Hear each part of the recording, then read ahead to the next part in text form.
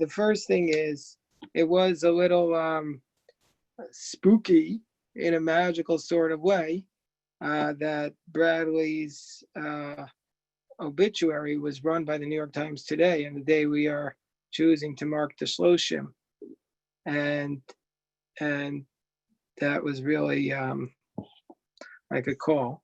I want to mention at the beginning of our study session today that all the Torah we've studied in the shul today is sponsored by Cheryl Bryant, and we're grateful to Cheryl for her generosity and support of our congregation, and we thank Cheryl for her sponsorship. Personally speaking, I was very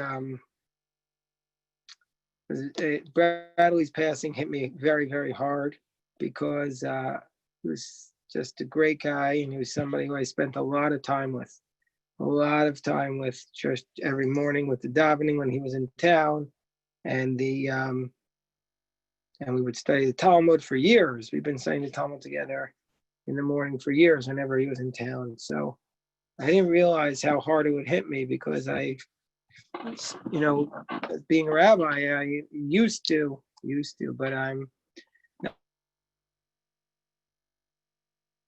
but it was very, very difficult. So then I just took upon myself to read about Houdini, because maybe it was more than 10 years ago where Bradley gave a lecture at Shalosh about Houdini. And it was brilliant and riveting and exciting and funny. I don't know if anybody here remembers that. Was there anybody on the Zoom call who was at that Shalosh? Is there anybody at all who was there? If you are, you can unmute yourself. I don't know if anybody was there, but it was a great talk. And so I said, let me read about Houdini. So there is a book actually that I read. Hold on. I'm just going to, somebody was calling me to get in. I'm wondering if it's Noah. Hold on. No. Okay, so there is a book that I read, which was called Houdini, the Elusive American by Adam Begley. It's part of a series called The Jewish Lives by Yale University Book Press. And this series has probably more than 30 or 40 Jewish figures, and I highly recommend it. And this is actually a book that's owned by the synagogue. So it's part of the synagogue library, and if people want to borrow it, I'm going to return it to the synagogue library. I'll drop it off if somebody else wants to borrow it. Let me know, and we can arrange that. But so I started reading about Houdini just to try and do something for Bradley, keep him in my mind. And then I figured on the occasion of a Shloshim, we should come together, just spend time thinking about him, about his neshama, about the way he impacted us. Very special man who was so focused on doing good in the world, and that's why he was doing all this magic for children. He wanted his magic to be part of helping the world. And Bradley was the one who first started talking to me about Houdini. That Bradley loved talking about Houdini. He loved Houdini, and at his lecture, which was more than a decade ago, he said something which, Noah's here. Good, thank God Noah's here. And Bradley said, Houdini was the most famous man alive when Houdini was alive. And that was a shocking statement. I'm like, Bradley, really? But it's true. Houdini was the most famous man alive. And that's clear because Houdini was obviously a genius. Before there was Instagram and TikTok and the Kardashians, Houdini was the ultimate marketer. He was the greatest marketer. So I wanted to get into talking about, you could read about Houdini, but I guess what I could bring to the table is just talking a little bit about Houdini's Jewishness and his connection to Judaism. And I'll just share that, and then people can have questions. But I broke it down to like three aspects of Houdini's Jewishness. The first is that Houdini was very clearly Jewish. He was Jewish and a proud Jew. And he was born Eric Weiss. Eric became Harry, and then Weiss he dropped his last name Weiss and changed it to Houdini, which means from Houdin, because Cooney grew up admiring this magician, I'm probably pronouncing it wrong, called Robert Houdin. But then Houdini wrote a book tearing down Robert Houdin. But that's why we got the name Houdini. But Houdini himself was born Eric Weiss. He was born in Hungary, and he came to America as a young child, and because his father got a job as a rabbi in Appleton, Wisconsin. His father's name was Rabbi Dr. Meir Samuel Weiss, and he was a Hungarian. He looked like a very long beard, a very big black kippah, and he came off the boat from Hungary, and he was hired by this Jewish community in Appleton, Wisconsin, which was, like in those days in like these small industrial towns, they had thriving Jewish communities. And Houdini later changed, when he became a U.S. citizen, he got them, because he was so famous, he got them to actually write that he was born in Appleton, Wisconsin, which was an absolute lie. He was not born there. He was born in Hungary. But Houdini, when his father was the rabbi, even though his father was a tremendous scholar, he nevertheless didn't speak English. So you can imagine at the turn of, he was in 1880 or 1890, his father was dismissed when Houdini was 8 years old. It didn't work, because you can't be a Hungarian Rav and not speak a word of English in Appleton, Wisconsin. So it didn't exactly work. But Houdini remained very, very attached to his father's memory. And until Houdini every single year would say Kaddish on his father's yard site. So that is what Houdini was, very attached to his father's memory. But he was even more attached to his mother's memory, to his mother, Cecilia. And what he would do, it really influenced his whole life. I'll talk about that. I'll talk about his mother. He always used to write his letters to his wife for many years, his devoted wife. He would write to her, "Aside from my mother, you are the woman I love the most in the world." That's what, and but his wife seemed to like it. And even though Houdini married out of the Jewish faith, his wife was Catholic, he remained very proud of his Judaism and very attached to it. So Houdini's father was so poor, and he after he was a rabbi in Appleton, Wisconsin, and he lost his job, he moved to Milwaukee, and they were destitute, and they were supported by the community. And then they moved to New York, where Houdini's father advertised his services as an expert moel, and also a rabbi, like rabbi without a pulpit. And that was Houdini's father. He was a scholar, but his family became destitute, and his father lost all of his money. And so he had one prized possession, a set of Maimonides. And because Houdini's father had no money, he had to sell his set of Maimonides, and he sold it to a rabbi whose name was Rabbi Drachman. And Houdini, who dropped out of school when he was in third grade, never had a higher education than that, became known for being a tremendous bibliophile, and he collected a huge library, which when he died was worth millions of dollars. And Houdini always used to say, "I come from a long line of scholars, of great scholars." And Houdini, probably wasn't true, the biographers say, but he gave his father a doctorate. He said his father was Rabbi Doctor. Houdini was the greatest marketer, and he didn't care if something was true or not. And what Houdini did, he was bar mitzvahed by this Rabbi Drachman, probably out of just this rabbi's tremendous generosity. He bought the Maimonides that Houdini's father had to sell in order to just put bread on the table. And when Houdini had money, he bought back that set of Maimonides for $500. That was just a tremendous amount of money that Houdini spent.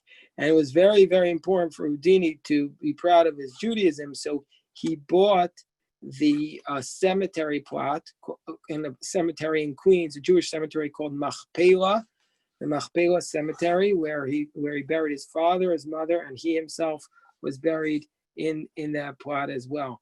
So that was Houdini's attachment to his father, and he dedicated his first book to his father's memory. But Houdini's greatest attachment was to his mother, and he was completely devoted to his mother, so much so that he once bought a dress that was made for Queen of England for like some enormous amount of money, and he dressed up his mother, and he had everyone act around her for like a few days like she was the actual queen. This was his just tremendous imagination. And with respect to his mother, it had a huge impact on Houdini, because what happened was Houdini, this is the second aspect of his life that I'm going to talk about, this huge impact. But first, before we get to that, I want to say Houdini, he had no children, but he was completely dedicated to his father, and his father was a rabbi also, and he was part of two other tremendous entertainers in the same era who around World War I, for World War I, they got involved in the war efforts, and they were called themselves the rabbi's sons, because they were sons of rabbis and cantors, these tremendous entertainers, and they collected so much money and they helped the war effort because they weren't able to serve. So one of them was Houdini, and he went on tour with two other tremendously talented people whose fathers were rabbis. Anybody know who the others two were? One was Al Jolson, right? So who said that? Dan? Yeah. You said it too. Yeah. So Eddie Cantor. No, not Eddie Cantor. One was Al Jolson, and Al Jolson is, of course, relevant because his father was the Chazan of Ohev Sholom. His father was the Chazan of Talmud Torah, which Irving Berlin. Yes, Irving Berlin was the other one. So it was Irving Berlin's father was a rabbi and a chazan, and Irving Berlin used to sing in the choir on high holidays because his father got a job on the high holidays. And Al Jolson's father was the chazan, and that became like a big theme of the jazz singer and Houdini. And these were probably like the three biggest entertainers of their era, and their fathers were all failed rabbis. So, I don't know if Al Jolson's father wasn't a failed rabbi, but the others were. So, Irving Berlin's father died very young, and Houdini's father died young, although he was older than Houdini when Houdini died. So, but what happened was Houdini became very good friends with Sir Arthur Conan Doyle, the author of Sherlock Holmes, who was by all accounts, was a very nice man. And however, he was also extremely, I think the word is, I could be misusing the word, was extremely credulous and naive. And this is also relevant for our times. In the period after the Spanish flu, there were a lot of people who lost a lot of close relatives. And after World War I, what happened was there became this movement called the spirits, or the spiritualism, that people became convinced that the dead were coming back and talking to them. And even very intelligent, sophisticated people believed that you could communicate with your close relatives who just died. And at the time this was going on in its heyday, the biggest promoter of this was Doyle, who was a sir, and he was, the author of Sherlock Holmes, so he represented the intellect. And he and Houdini became incredibly close friends, very, very, very close friends. And Doyle was trying to convince Houdini, who publicly said, "I'm on the fence." At this point, he said, "I don't know about it." Of course, Houdini must have known that from the very, very beginning. I highly doubt he didn't believe it was a fraud. But then what happened was Doyle came to spend with his family a week with Houdini in New York, and they went to Atlantic City to the beach for a couple of days. And Houdini was devastated by his mother's recent death, and he was in depression. And Doyle claimed that Doyle's wife claimed that she could bring back the dead to speak. And she tried her doing this. And, you can't fool a magician. By the way, I used to see magic tricks and I would show them to Bradley on YouTube, and Bradley would say, "Oh yeah, I know what that is. This is his expression. Oh yeah, I know what that is." So, I mean, can you imagine the greatest magician of all time? Houdini was this escapology, the greatest escapologist of all time. You can't fool Houdini, and yet they were like doing these cheap parlor tricks on Houdini, and Houdini was horrified that they would try and trick him into thinking like that his mother was actually coming back from the dead and talking to him. Houdini and his wife had actually dabbled with this when at the very, very beginning of Houdini's career, when he was like going around to small towns in America, trying to put like make a dollar. He had started doing a little bit of this, and he stopped because he felt at the very beginning that it was something really wrong about playing with people's emotions and their loved ones. And Houdini didn't do it. He did it a couple of times when he was very young, and then he said it was very wrong. And here were these people who were doing it to him with his mother, and he just felt incredibly painful. And so Houdini, not at that moment, but it wasn't too long before he and Doyle had a tremendous falling out and over this issue of the spiritualism, where Houdini was set on exposing all of these people as frauds. And in fact, there was a whole contest. If anybody could do it without being disproven by Houdini, they would get this tremendously large cash prize. And there were cases, a famous case in Boston, where people were able to demonstrate that they claimed that they were really having these seances with the dead, and Houdini always showed that they were wrong. But Doyle, till his death, thought Houdini was wrong, and in fact, the spiritualist movement put a curse on Houdini, and they think that that's why Houdini died young, which is nonsense. Houdini died young because he had an appendicitis, the first appendicitis, and he disobeyed the doctor's advices, multiple doctors, and he didn't go to the hospital. But and then it spread and he died. But the point is about all of this, Houdini was not a practicing Jew, but he was heavily influenced by the Maimonidean approach to death, and which did not believe that you could communicate with the dead once they are gone. And Houdini he said publicly, "I'm an agnostic about these matters, that I don't know if it's true," but he knew that these people were frauds. He knew that these people were liars, and that they were stealing from people and tricking people.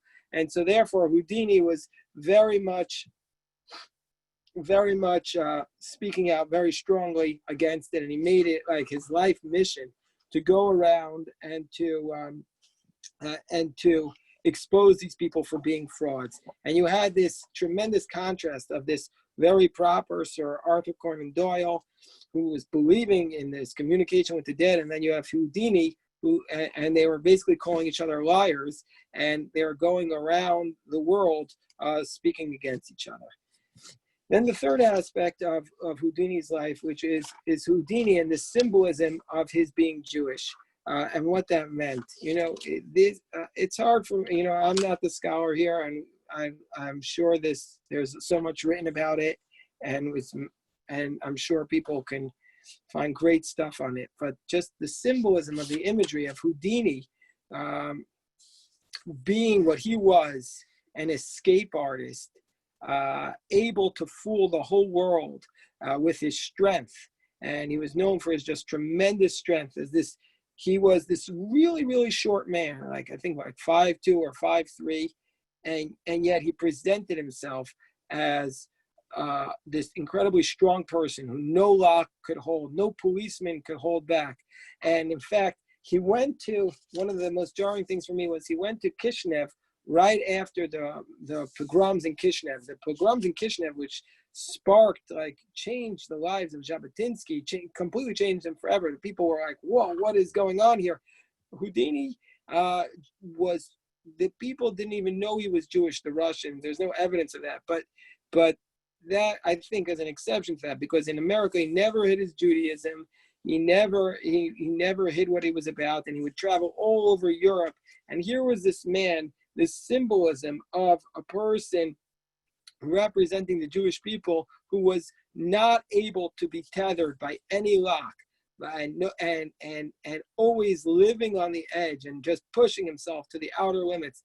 That to me is like such a powerful image of the state of Jews at that time, about always being on the edge. Like, why was Houdini always risking his life till the last? Even when he had all this money in the world, his tricks, quote unquote, he always had like a kunz in them, but they were dangerous. He was jumping off a bridge, jumping off multiple bridges with handcuffs on. I mean, I don't care how skilled you are, that's dangerous. I mean, a couple of times he almost drowned doing that. But so the point is, where does he get this idea of living on the edge? And I think that it's coming out of the milieu of the Jews at that time moving to America, being completely destitute, and recognizing that their lives were hanging by a thread, and they would do anything to survive. And Houdini, till his dying day, I think represented that idea of just not of living your life on a very, very narrow bridge. One of the things that I had never ever heard about Houdini, but I didn't realize this. Do you know that Houdini was the first person to like fly a plane in Australia? That when did you know that? He just took it upon himself. There was nothing he was afraid of. That when something he was afraid of one thing, driving. He didn't like to drive. But this idea of escapes and locks, of not holding you back, this to me represented like this whole immigrant mentality of Jews at that time. And so these were some of the thoughts that were going through my mind when I was reading this book about Houdini and the Jews. And of course, it was all sparked by the lecture Bradley gave many years ago, and by my friendship with Bradley. So every page I was thinking about Bradley and just connecting. So if anybody has questions or wants to share something, happy, please just unmute yourself, and I'd love to hear.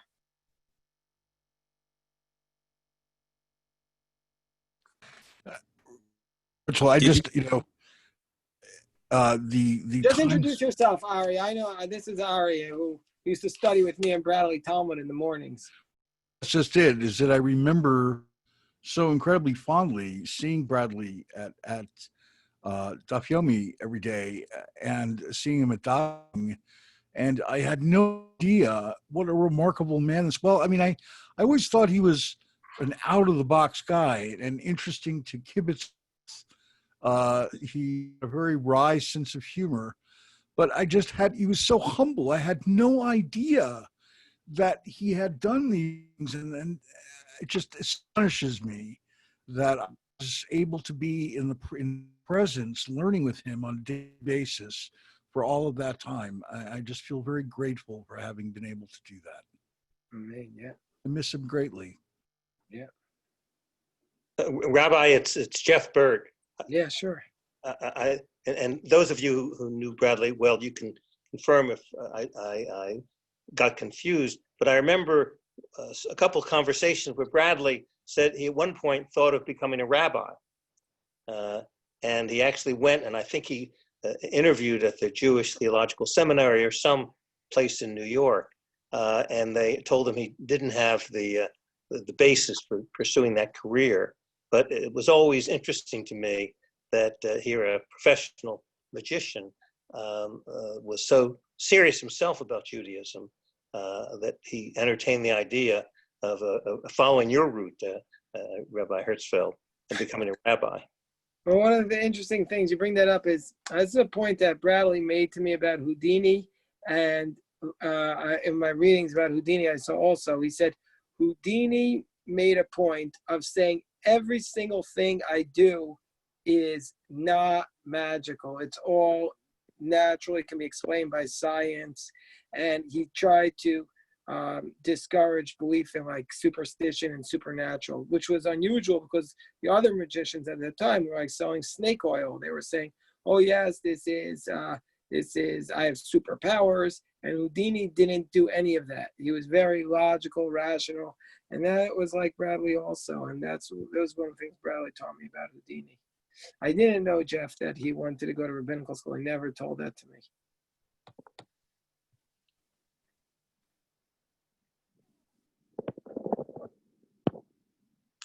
I would just add, it was always interesting, I think, to many of us, how private he was, that he didn't share it with you because he may have his reasons, but it wasn't like him just to talk randomly about his life experience. Oh, very much. Yeah, the only thing was he did talk to me sometimes about the other magicians who became like big celebrities in Las Vegas. He would tell me about them. Oh yeah, that guy. Yeah. Yeah, you know his expression. You know how he'd say, oh yeah, man. All right. Any other thoughts or questions? Thoughts about Bradley or questions about Houdini? Anyone? Shmuel, a question about Houdini. Did his Jewishness ever become an issue? Was he ever discriminated against? Did anybody ever say anything about it? Did he ever encounter any degree of Semitism? It did become an issue, but only with this spiritualism. When he took on the spiritualism, that's when it became an issue. Like, it really wasn't an issue with him professionally until then. But when he started attacking like this highbrow society of these people, like these very famous physicists and scientists who were duped by this like third-class magician, and Bradley was like, not Bradley, and Houdini was exposing them, then there was certainly anti-Semitism. Even within Arthur Conan Doyle, they used words and terms which I'm sure they would have been embarrassed about. But that did come out. But it was not, what he did was so creative and so original and so spectacular that you couldn't like, he had the people. He would go to a town and he would say, throw me in jail, and he said, I'll escape. And by the time the police got back to their police station, he beat them to it. He escaped from the jail and beat them to it. But it is true that his first big breaks in vaudeville and in movies came from Jewish people who invested in him. So there must have been something. He ran away when Houdini was like under the age of 12. He ran away and joined the circus. And this was a very unusual man. I guess that's the understatement. Yeah. Was his father proud of him? Houdini. Was his father proud of Houdini's accomplishment? So Houdini, it was very important for him to that his father would have been proud of him, but Houdini really didn't make it while his father was alive. His father died when Houdini was very young. So it's hard to say, but his mother was certainly very, very proud of him. And Houdini took excellent care of his siblings.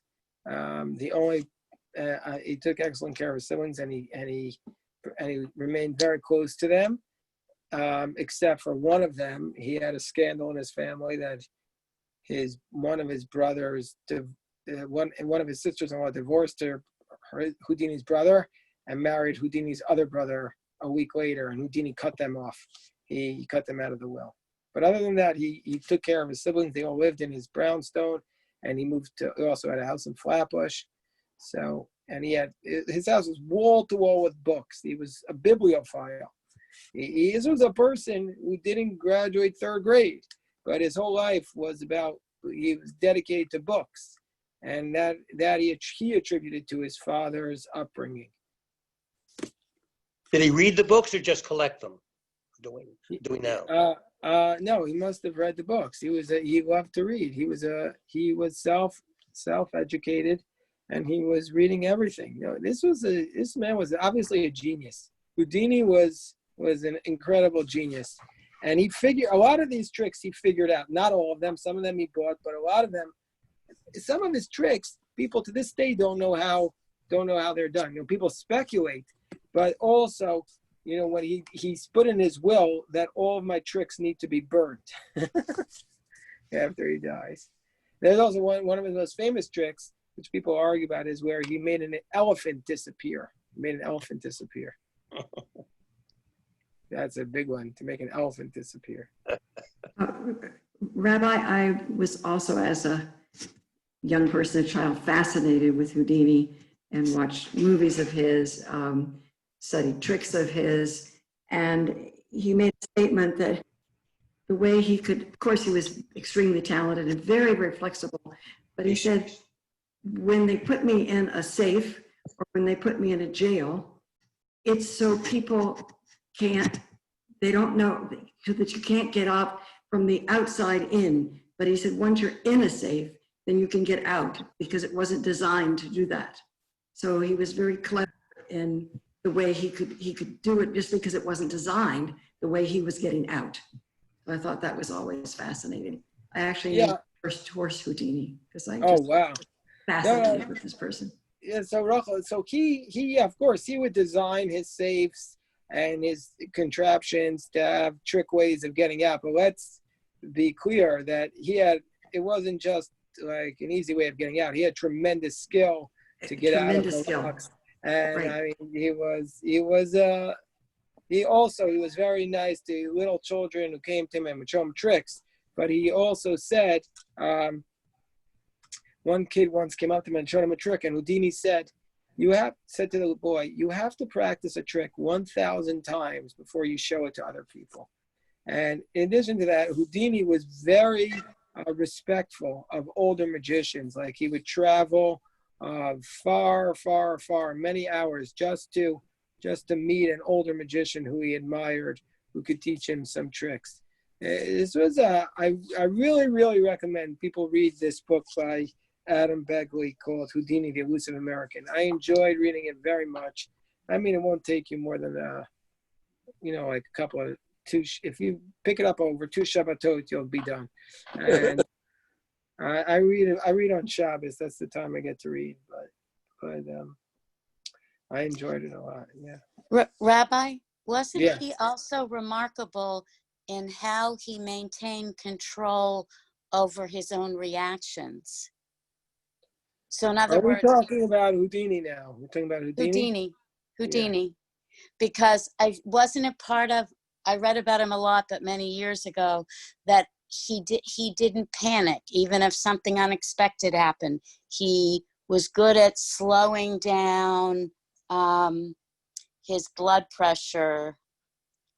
Well, so one of the things about Houdini that the book talks about is how he could hold his breath for incredible amounts of time and breathe very slowly underwater. So, and there were a couple of experiences like where he was thrown off the bridge in a crate, and he had designed a trap door to the crate so he could easily get out of it once he got off his handcuffs, but it came down onto the crate, onto the trap door, so he wasn't able to get out. So he was managed to, with his incredible strength, to ram his body against it a few times until he was able to get out.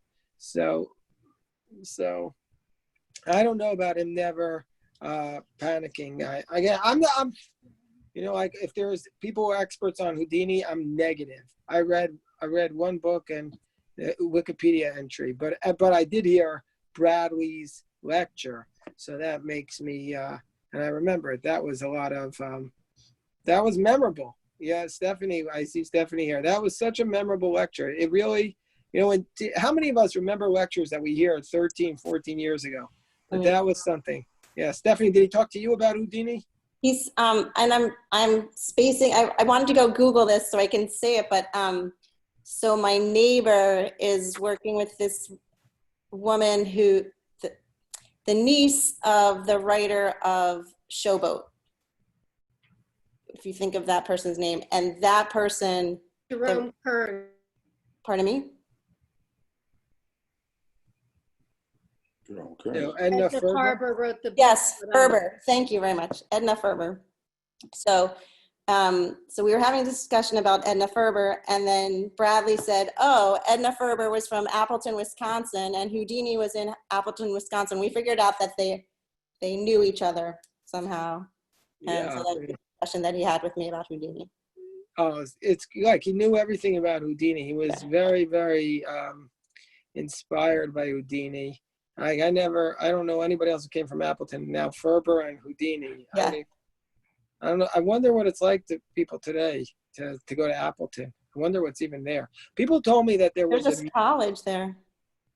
University of Wisconsin, Appleton, but I've never been there. But people told me that there was a big exhibit at the museum in Baltimore about Houdini, where they had some of his exhibits there. Just a year ago, Lowell told me that he took his class there. So I'm sorry. Bradley said that there was a Houdini museum in Appleton, and he went to it. Wow, you see, that's it. Like he traveled to Appleton to go to the museum. Yeah, I would like to do that one day in memory of Bradley. You know what I was also thinking? Hey, I'm not going to remember this unless people write to me and we work on it together. I was thinking that God willing for his yard site, maybe we could do something like this. We raise a little bit of money and we get somebody to talk about Jews and magic, like magic. Like there's a lot about Jews and magic in the Talmud, and I think that would be a nice way to bring in somebody who's really qualified to talk about these things. I think it'll be very, very interesting and a nice way to gather for Bradley's yard site. That would be nice. Yeah. That sounds nice.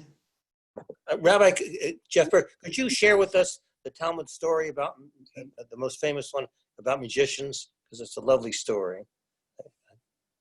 Oh my God, I'm embarrassed. Which one are you talking about? One about the court jester. So this is the one that Maharat spoke about beautifully at the I think when she eulogized Bradley, the Maharat quoted the Gemara in Tanit. I think it's 21a. I don't know by heart where they Elijah was on the street and they said to Elijah, show us who here is going to have the best share in the world to come. And Elijah pointed to a jester and they said, what is this guy doing? And he said, see, this person, he makes everybody laugh all day. That's one of the most important things. So that's the important job, is to bring joy to people's lives. But Bradley didn't just bring joy, just joy. He did it in a very smart way. He educated people. He brought people wisdom. He inspired people. And but he did bring a lot of joy. And we used to love, actually one of my children told me that he used to love coming to shul just to see Bradley, because Bradley always made him smile with a trick. And that was a lot of fun. Yeah. Okay, so I feel like, I don't know what time it is. Yeah, I feel, we've gone over. I know people are tired, got to go to sleep. And God willing, everybody should have a good night. And let's make sure that we do gather on the yard site. Let's try to remember to do that. Absolutely. Thank you, Shmuel. Bye, Matov. Thank you, Rabbi. Bye now. All right.